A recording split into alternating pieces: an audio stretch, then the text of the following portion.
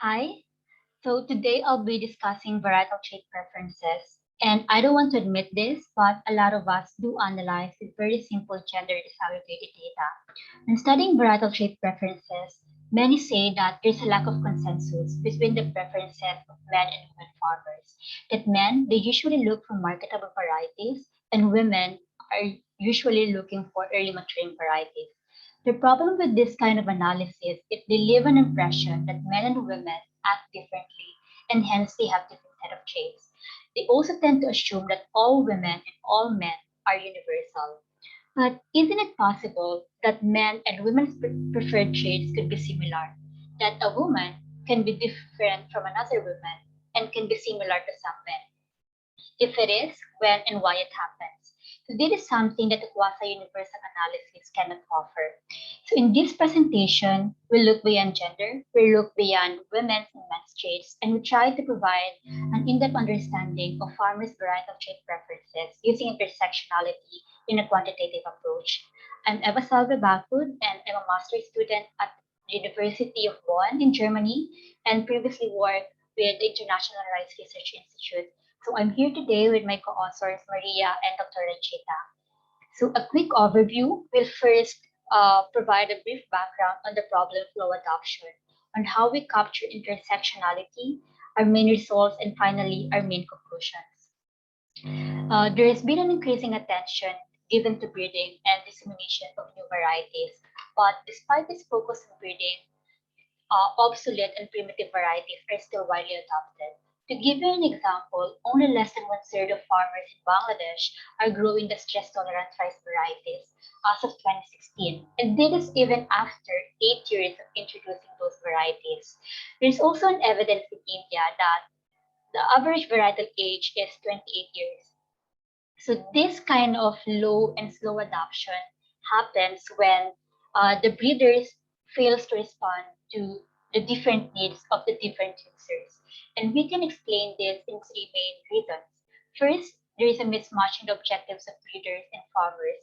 That breeders, they look for productivity, which is not completely bad, but we tend to forget that farmers look beyond yield, that they have diverse set of traits. And when we forget about this, we tend to be ignorant of farmers' preferences. And when we are clueless about their preferences, we fall into the trap of mismatch targeting, such that when we develop the variety or technology in general, and then we deliver to the farmers, some segments adopt them, but some other segments do not adopt them. So we keep on emphasizing this word that different because we believe that to prevent these issues, we should increase our awareness and understanding of who are these different users, what are their trait preferences, and when and why they're preferring those traits. So what has been the practice? As I mentioned earlier, the practice has been always simple gender disaggregated analysis or single disaggregation. But as what the World Bank emphasizes, there is no single female experience, that there is no single ethnic experience, that a woman of low class can be highly different from a woman of high class. There is an obvious point, but we usually overlook at these points in doing researches and in many practices. And the Intergovernmental Panel on Climate Change also share the same view as World Bank. So we need an intersectionality framework that could tell us the different stories of men and women individuals, of poor and non-poor individuals, and the different other identities that define an individual. And this is where the intersectionality stresses on. It stresses that the level of marginalization or inequality are cumulative, they're not just additive.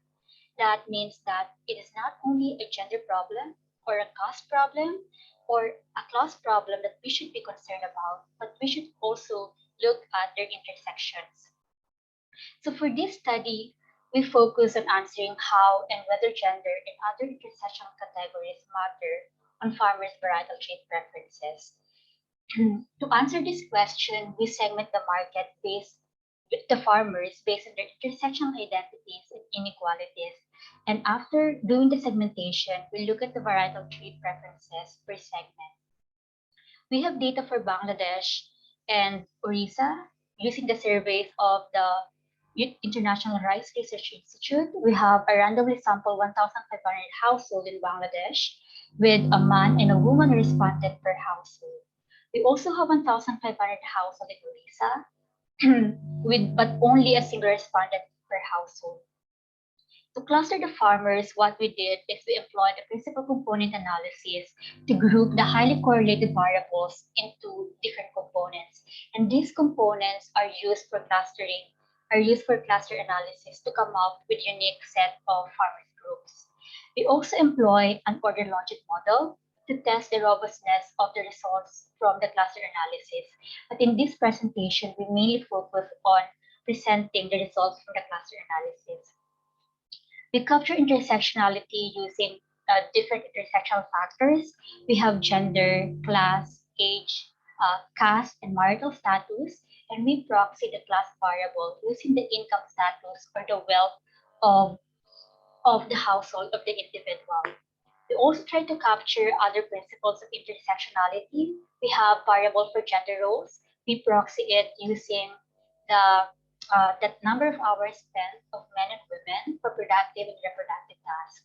We also capture power relations within a household using the variables decision-making indices and land ownership of men and women.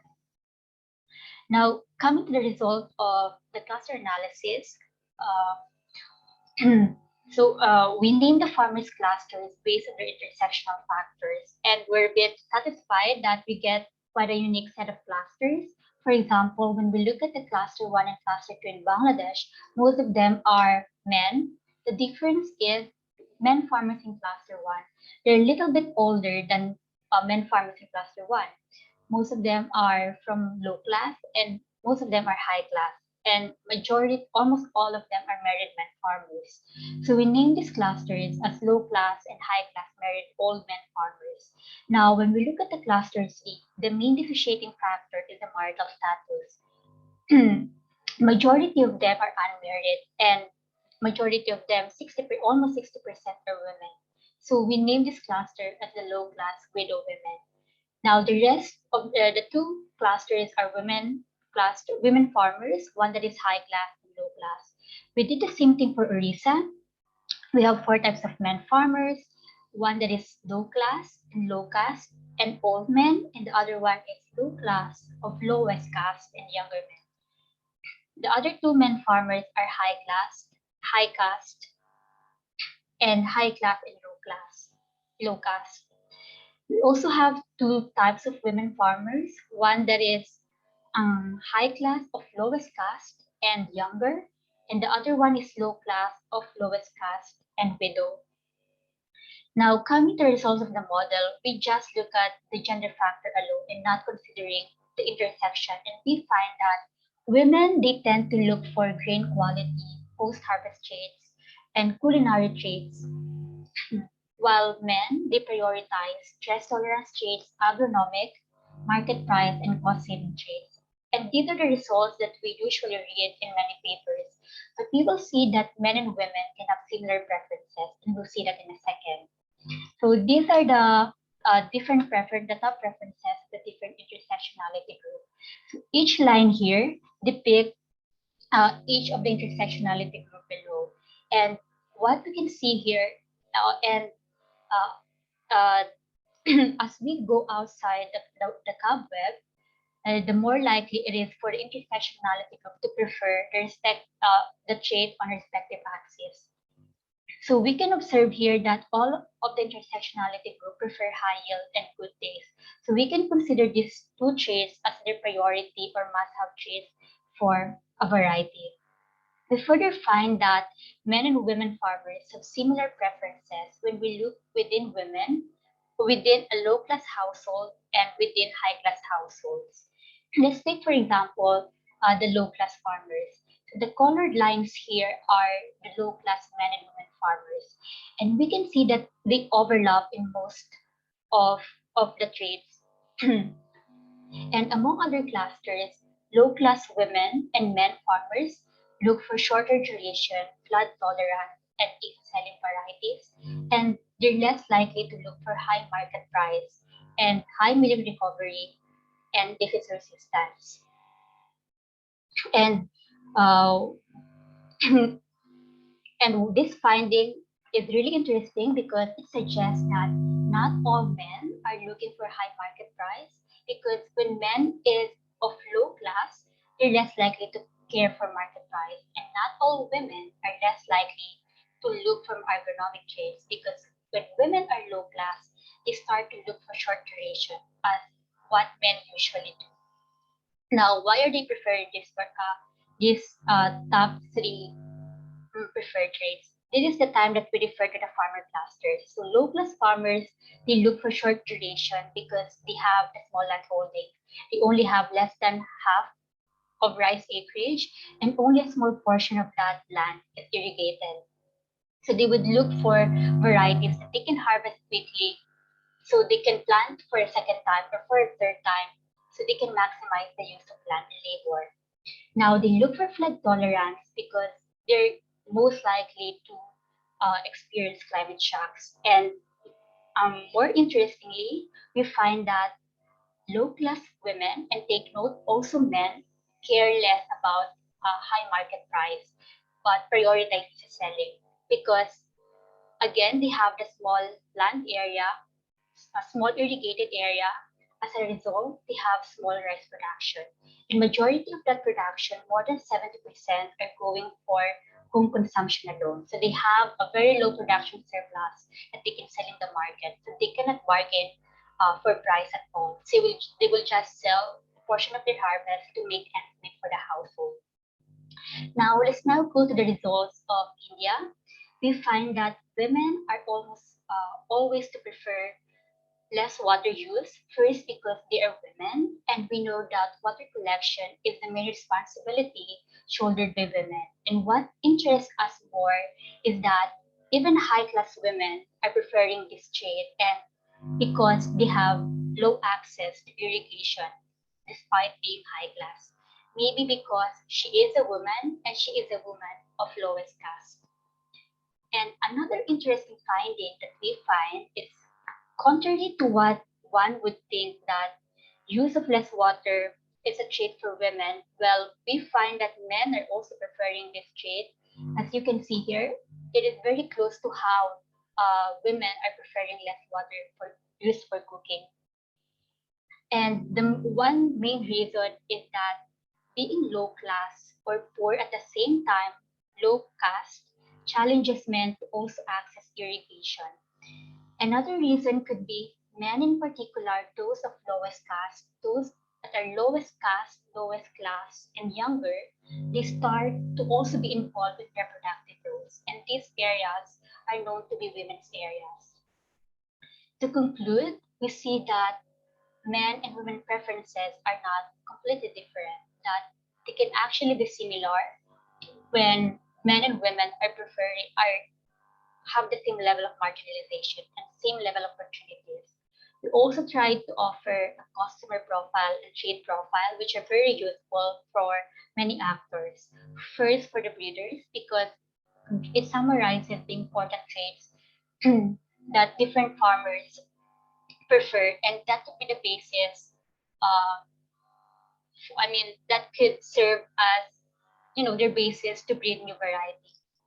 It is also useful for extension agents and seed actors in general, because it gives them an idea on how they should position a variety to a particular farmer and what traits they should emphasize on, not only emphasizing on high yield and stress tolerance traits.